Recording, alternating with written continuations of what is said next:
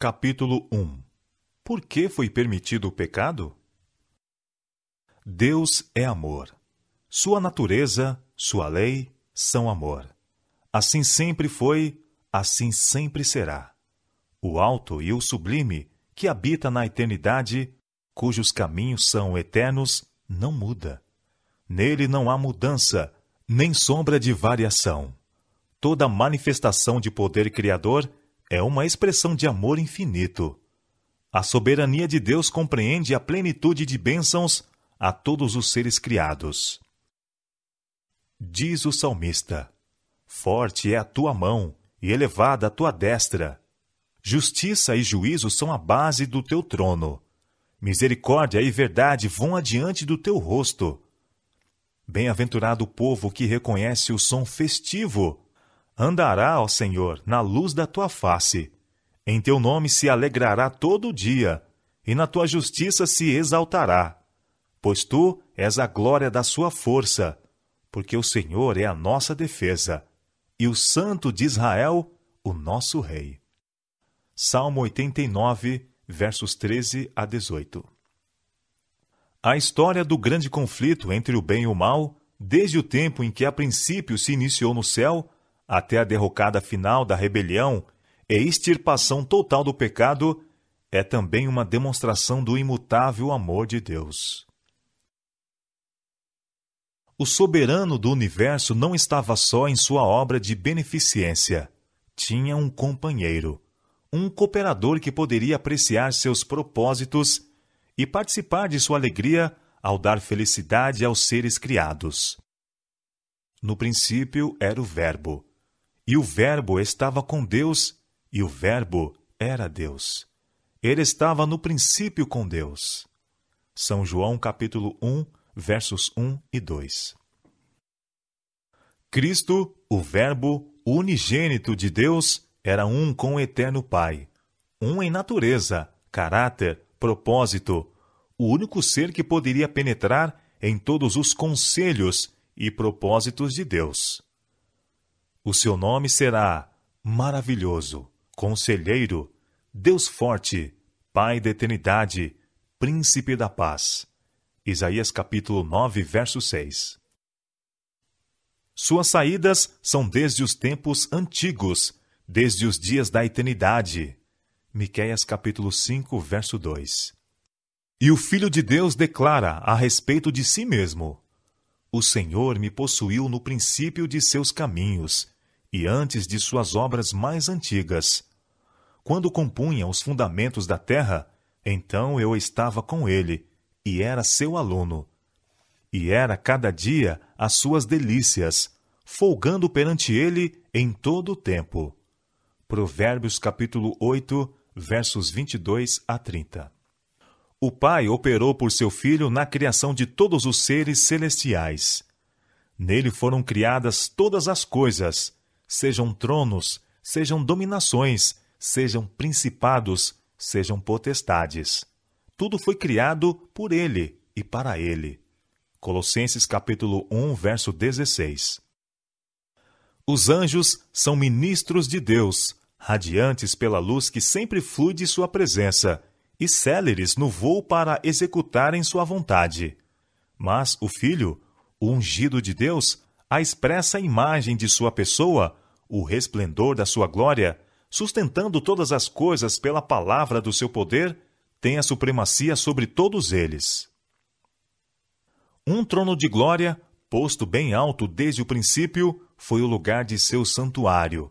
Cetro de equidade é o cetro de seu reino.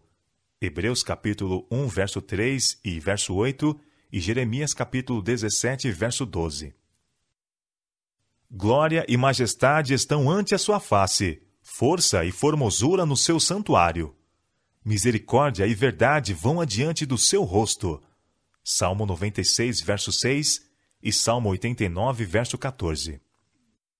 Sendo a lei do amor o fundamento do governo de Deus, a felicidade de todos os seres inteligentes depende da perfeita harmonia com seus grandes princípios de justiça. Deus deseja de todas as suas criaturas o serviço de amor. serviço que brote de uma apreciação de seu caráter. Ele não tem prazer na obediência forçada, e a todos concede vontade livre para que lhe possam prestar serviço voluntário. Enquanto todos os seres criados reconheceram a lealdade pelo amor, houve perfeita harmonia por todo o universo de Deus. Era a alegria da hoste celestial cumprir o propósito do Criador. Deleitavam-se em refletir a sua glória e patentear o seu louvor. E enquanto foi supremo o amor para com Deus, o amor de uns para com os outros foi cheio de confiança e abnegado. Nenhuma nota discordante havia para deslustrar as harmonias celestiais. Sobreveio, porém, uma mudança neste estado de felicidade. Houve um ser que perverteu a liberdade que Deus concedera às suas criaturas. O pecado originou-se com aquele que, abaixo de Cristo, fora o mais honrado por Deus e o mais elevado em poder e glória entre os habitantes do céu. Lúcifer, filho da alva, era o primeiro dos querubins cobridores, santo, incontaminado. Permanecia na presença do grande Criador, e os incessantes raios de glória que cercavam o trono de Deus repousavam sobre ele. Assim diz o Senhor Jeová: Tu és o aferidor da medida, cheio de sabedoria e perfeito em formosura. Estavas no Éden, jardim de Deus. Toda a pedra preciosa era a tua cobertura. Tu eras querubins ungido para proteger, e te estabeleci. No monte santo de Deus estavas, no meio das pedras afogueadas andavas. Perfeito eras nos teus caminhos, desde o dia em que foste criado, até que se achou iniquidade em ti. Ezequiel capítulo 28, versos 12 a 15. Pouco a pouco, Lúcifer veio a condescender com desejo de exaltação própria. Dizem as Escrituras: Elevou-se o teu coração por causa da tua formosura, corrompesse a tua sabedoria por causa do teu resplendor. Tu dizias no teu coração: Acima das estrelas de Deus exaltarei o meu trono, serei semelhante ao Altíssimo. Isaías capítulo 14, versos 13 e 14. Se bem que toda a sua glória proviesse de Deus, este poderoso anjo veio a considerá-la como pertencente a si próprio. Não contente com sua posição, embora fosse mais honrado do que a hoste celestial, arriscou-se a cobiçar a homenagem devida unicamente ao Criador. Em vez de procurar fazer com que Deus fosse o alvo supremo das afeições e fidelidade de todos os seres criados, constituiu o seu esforço em obter para si o serviço e lealdade deles. E cobiçando a glória que o infinito Pai conferira a seu Filho, este príncipe dos anjos aspirou ao poder que era a prerrogativa de Cristo apenas. Quebrantou-se então a perfeita harmonia do céu. A disposição de Lúcifer para servir a si em vez de ao Criador suscitou um sentimento de apreensão ao ser observada por aqueles que consideravam dever a glória de Deus ser suprema. No conselho celestial, os anjos insistiam com Lúcifer. O Filho de Deus apresentou perante ele a grandeza, a bondade e a justiça do Criador e a natureza imutável, sagrada de sua lei. O próprio Deus estabelecera a ordem do céu, e desviando-se dela, Lúcifer desonraria ao seu Criador e traria a ruína sobre si. Mas a advertência feita com amor e misericórdia infinitos apenas despertou o espírito de resistência. Lúcifer consentiu que prevalecessem seus sentimentos de inveja para com Cristo e se tornou mais decidido.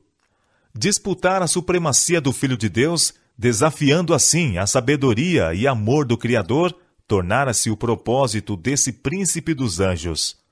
Para tal objetivo, estava ele a ponto de aplicar as energias daquela mente superior que, abaixo da de Cristo, era a primeira dentre os exércitos de Deus. Mas aquele que queria livre as vontades de todas as suas criaturas, a ninguém deixou desprevenido quanto ao sofisma desconcertante por meio do qual a rebelião procuraria justificar-se. Antes que se iniciasse a grande luta, todos deveriam ter uma apresentação clara a respeito da vontade daquele cuja sabedoria e bondade eram a fonte de toda a sua alegria. O Rei do Universo convocou os exércitos celestiais perante ele, para, em sua presença, apresentar a verdadeira posição de seu filho e mostrar a relação que este mantinha para com todos os seres criados.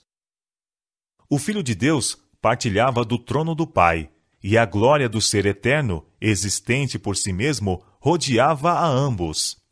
Em redor do trono reuniam-se os santos anjos, em uma multidão vasta e inumerável, milhões e milhares de milhares, estando os mais exaltados anjos como ministros e súditos a regozijar-se na luz que da presença da divindade caía sobre eles. Perante os habitantes do céu, reunidos, o rei declarou que ninguém, a não ser Cristo, o unigênito de Deus, poderia penetrar inteiramente em seus propósitos, e a ele foi confiado executar os poderosos conselhos de sua vontade. O Filho de Deus executara a vontade do Pai na criação de todos os exércitos do céu, e a ele, bem como a Deus, eram devidas as homenagens e fidelidades daqueles. Cristo ia ainda exercer o poder divino na criação da terra e de seus habitantes. Em tudo isto, porém, não procuraria poder ou exaltação para si mesmo, contrários ao plano de Deus, mas exaltaria a glória do Pai e executaria seus propósitos de beneficência e amor. Os anjos alegremente reconheceram a supremacia de Cristo, e prostrando-se diante dele, extravasaram seu amor e adoração. Lúcifer curvou-se com eles, mas em seu coração havia um conflito estranho, violento. A verdade, a justiça e a lealdade estavam a lutar contra a inveja e o ciúme. A influência dos santos anjos pareceu por algum tempo levá-lo com eles. Ao acenderem os cânticos de louvores, em melodiosos acordes, avolumados por milhares de alegres vozes, o espírito do mal pareceu subjugado. Indizível amor fazia fremir todo o seu ser. Em concerto com os adoradores destituídos de pecado, expandia-se-lhe a alma em amor para com o Pai e o Filho. De novo, porém, achou-se repleto de orgulho por sua própria glória. Voltou-lhe o desejo de supremacia, e uma vez mais condescendeu com a inveja de Cristo. As altas honras conferidas a Lúcifer não eram apreciadas como um dom especial de Deus, e, portanto, não provocavam gratidão para com seu Criador. Ele se gloriava em seu fulgor e exaltação, e aspirava a ser igual a Deus. Era amado e reverenciado pelo exército celestial. Anjos se deleitavam em executar suas ordens, e estava ele revestido de sabedoria e glória mais do que todos eles. Contudo, o Filho de Deus era mais exaltado do que ele, sendo um em poder e autoridade com o Pai. Partilhava dos conselhos do Pai, enquanto Lúcifer não penetrava assim nos propósitos de Deus. Por quê? Perguntava este poderoso anjo. Deveria ter Cristo a primazia? Por que ele é mais honrado do que Lúcifer? Deixando seu lugar na presença imediata do Pai, Lúcifer saiu a difundir o espírito de descontentamento entre os anjos. Ele agia em misterioso segredo, e durante algum tempo escondeu seu propósito real sob uma aparência de reverência para com Deus. Começou a insinuar dúvidas com respeito às leis que governavam os seres celestiais, dando a entender que, conquanto pudessem as leis ser necessárias para os habitantes dos mundos, não necessitavam de tais restrições os anjos, mais elevados por natureza, pois que sua sabedoria era um guia suficiente. Não eram eles seres que pudessem acarretar desonra a Deus. Todos os seus pensamentos eram santos. Não havia para eles maior possibilidade de errar do que para o próprio Deus. A exaltação do Filho de Deus, a igualdade com o Pai, foi representada como sendo uma injustiça a Lúcifer, o qual, pretendia-se, tinha também direito à reverência e à honra. Se este príncipe dos anjos pudesse tão somente alcançar sua verdadeira e elevada posição, grande bem resultaria para todo o exército do céu, pois era seu objetivo conseguir liberdade para todos. Agora, porém, mesmo a liberdade que eles até ali haviam gozado tinha chegado a seu fim, pois lhes havia sido designado um governador absoluto, e todos deveriam prestar homenagem à sua autoridade. Tais foram os erros sutis que, por meio dos ardis de Lúcifer, estavam a propagar rapidamente nos passos celestiais. Não tinha havido mudança alguma na posição ou autoridade de Cristo. A inveja e falsa representação de Lúcifer, bem como sua pretensão à igualdade com Cristo, tornaram necessária uma declaração a respeito da verdadeira posição do Filho de Deus. Mas esta havia sido a mesma desde o princípio. Muitos dos anjos, contudo, ficaram cegos pelos enganos de Lúcifer.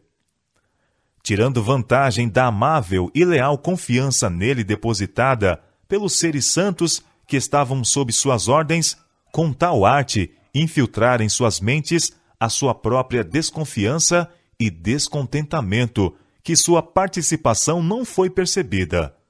Lúcifer havia apresentado os propósitos de Deus sob uma luz falsa, interpretando-os mal e torcendo-os, de modo a excitar a dissensão e descontentamento. Astuciosamente, levou os ouvintes a dar expressão aos seus sentimentos. Então eram tais expressões repetidas por ele quando isto servisse aos seus intuitos, como prova de que os anjos não estavam completamente de acordo com o governo de Deus. Ao mesmo tempo em que, de sua parte, pretendia uma perfeita fidelidade para com Deus, insistia que modificações na ordem e leis do céu eram necessárias para a estabilidade do governo divino. Assim, enquanto trabalhava para provocar oposição à lei de Deus e infiltrar seu próprio descontentamento na mente dos anjos sob seu mando, ostensivamente estava ele procurando remover o descontentamento e reconciliar anjos desafetos com a ordem do céu. Ao mesmo tempo em que secretamente fomentava a discórdia e a rebelião, com uma astúcia consumada, fazia parecer como se fosse seu único intuito promover a lealdade e preservar a harmonia e a paz. O espírito de descontentamento que assim se acendera estava a fazer a sua obra funesta. Conquanto não houvesse uma insurreição declarada, a divisão de sentimentos imperceptivelmente crescia entre os anjos. Alguns havia que olhavam com favor para as insinuações de Lúcifer contra o governo de Deus. Posto que tivessem estado até ali em perfeita harmonia com a ordem que Deus estabelecera, achavam-se agora descontentes e infelizes, porque não podiam penetrar seus conselhos insondáveis. Não estavam satisfeitos com seu propósito de exaltar a Cristo. Estes se encontravam prontos para apoiar a exigência de Lúcifer para ter a autoridade igual à do Filho de Deus.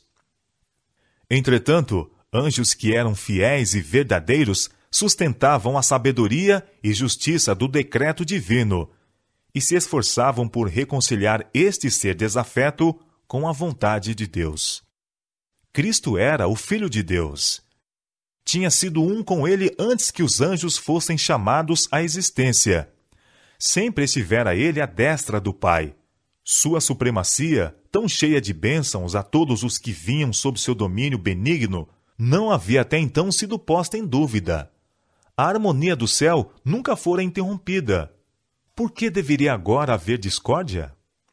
Os anjos fiéis apenas podiam ver consequências terríveis para essa dissensão, e com rogos ansiosos aconselhavam os que estavam desafetos a renunciarem seu intuito e se mostrarem leais para com Deus, pela fidelidade ao seu governo. Com grande misericórdia, de acordo com seu caráter divino, Deus suportou longamente a Lúcifer. O espírito de descontentamento e desafeição nunca antes havia sido conhecido no céu. Era um elemento novo, estranho, misterioso e inexplicável. O próprio Lúcifer não estivera a princípio ciente da natureza verdadeira de seus sentimentos. Durante algum tempo, receou exprimir a ação e imaginações de sua mente.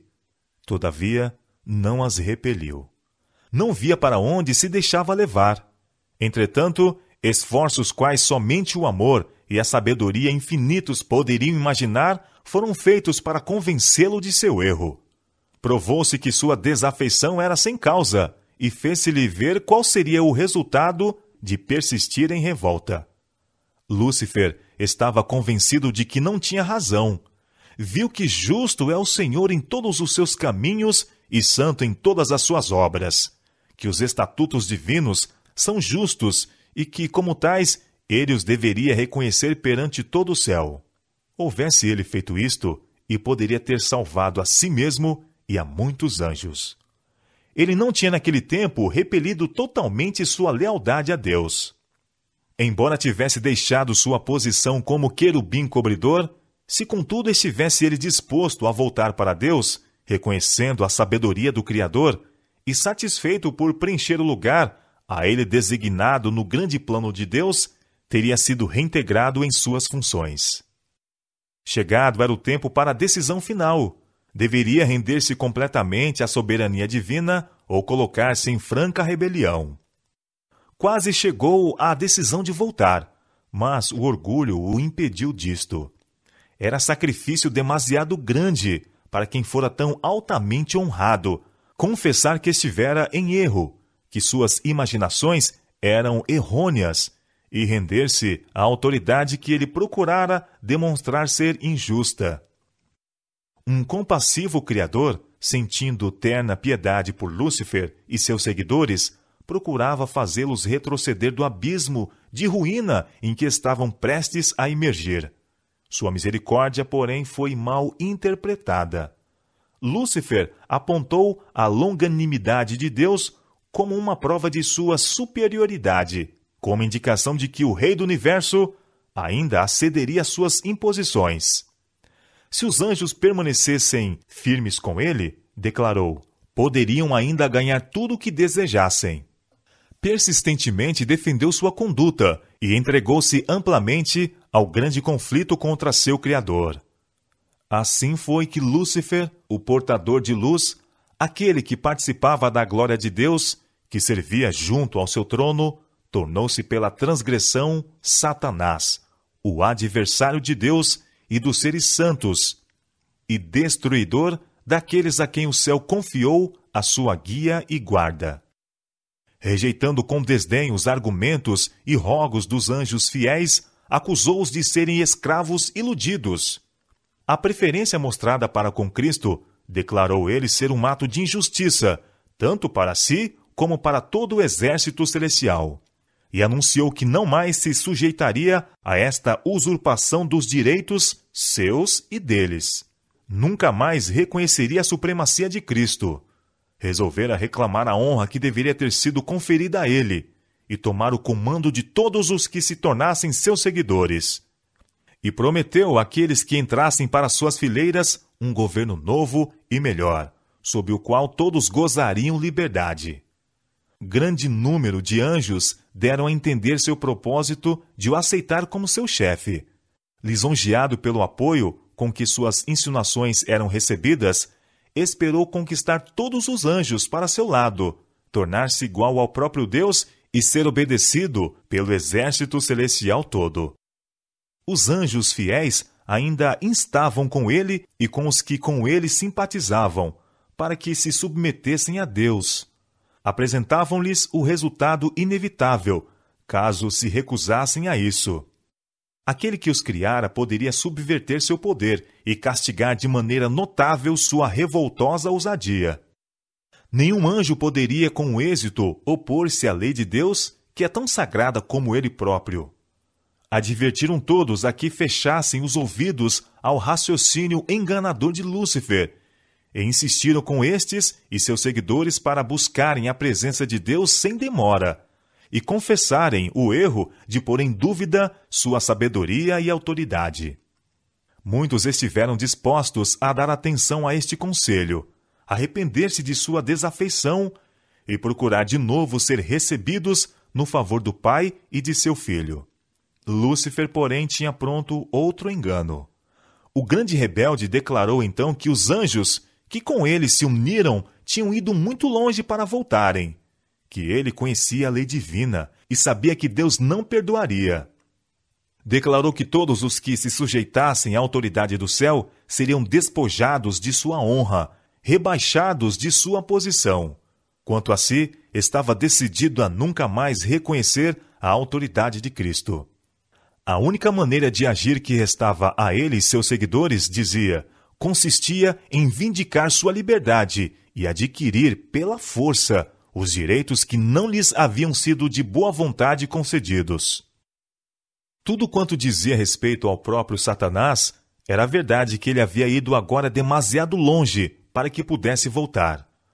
Mas não era assim com os que tinham sido iludidos pelos seus enganos. Para estes, os conselhos e rogos dos anjos fiéis abriram uma porta de esperança, e se houvessem eles atendido à advertência, poderiam ter sido arrancados da cilada de Satanás. Mas, ao orgulho, ao amor para com seu chefe e ao desejo de uma liberdade sem restrições, permitiu-se terem o domínio, e as instâncias do amor e misericórdia divinos foram finalmente rejeitadas. Deus permitiu que Satanás levasse avante sua obra até que o espírito de desafeto amadurecesse em sua ativa revolta. Era necessário que seus planos se desenvolvessem completamente, a fim de que todos pudessem ver sua verdadeira natureza e tendência.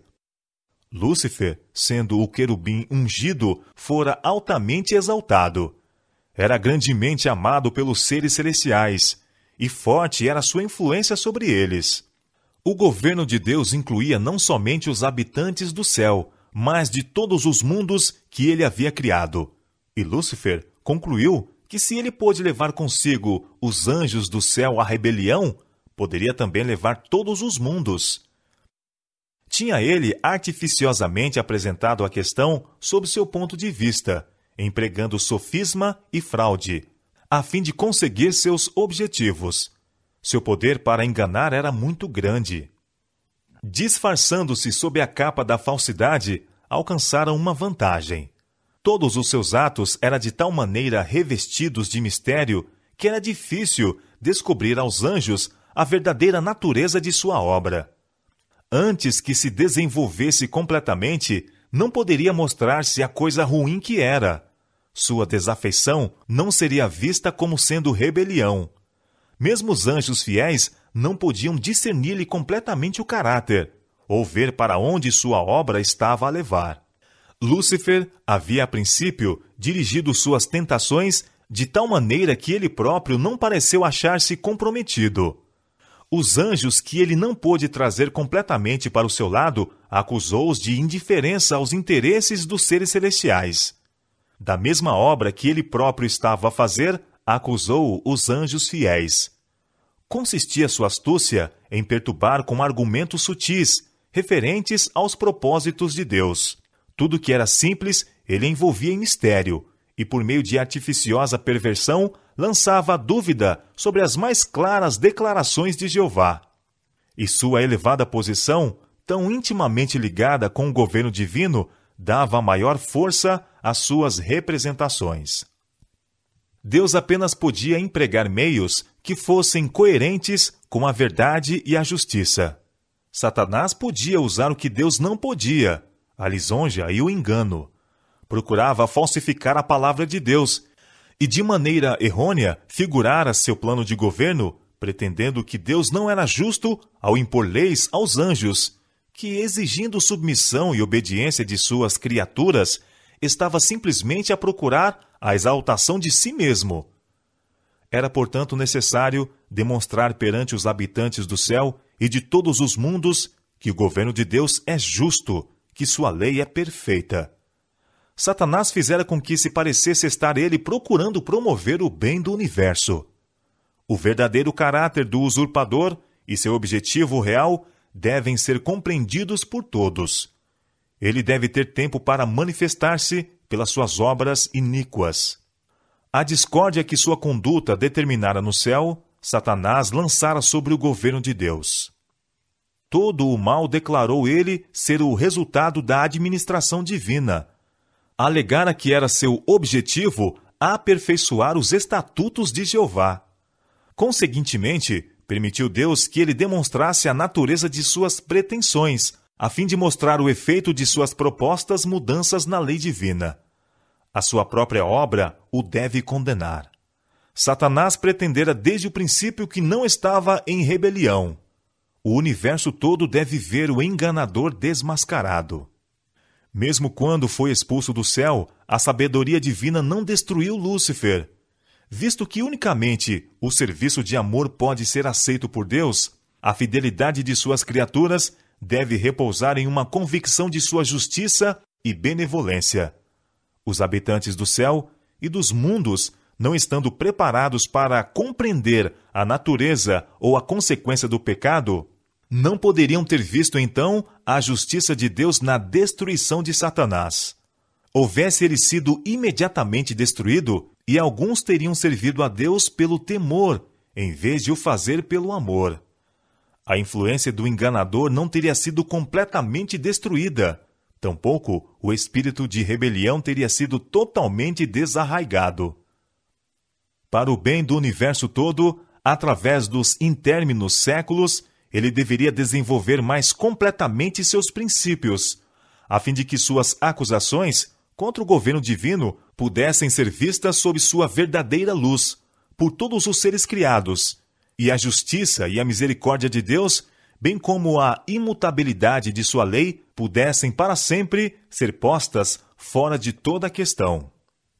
A rebelião de Satanás deveria ser uma lição para o universo durante todas as eras vindouras, perpétuo testemunho da natureza do pecado e de seus terríveis resultados.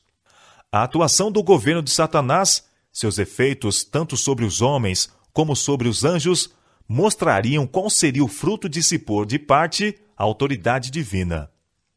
Testificariam que, ligado à existência do governo de Deus, está o bem-estar de todas as criaturas que ele fez. Assim, a história desta terrível experiência com a rebelião seria uma salvaguarda perpétua para todos os seres santos, para impedir que fossem enganados quanto à natureza da transgressão, para salvá-los de cometer pecado e de sofrerem sua pena. Aquele que governa no céu é o que vê o fim desde o princípio.